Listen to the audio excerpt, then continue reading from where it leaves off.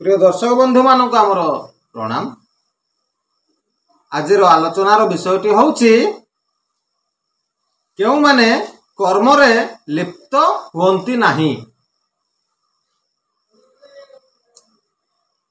जहांकर चित्त विशुद्ध, जहांकर देह और इंद्रिय गण वशीभूत,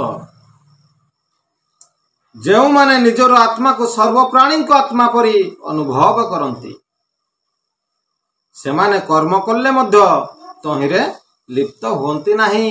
प्रिय दर्शक बंधु बुझा चेष्टा करिवे गीतार महात्मा आ गीतार पंचम अध्यायर 7 नंबर श्लोक, जार चित्त विशुद्ध जहांकर देह और इंद्रिय गण वशीभूत, जो माने निजर आत्मा को सर्वप्राणी को आत्मा परी अनुभव करते, से माने कर्म कले मध्य तहिरे लिप्त हुअंती नाही।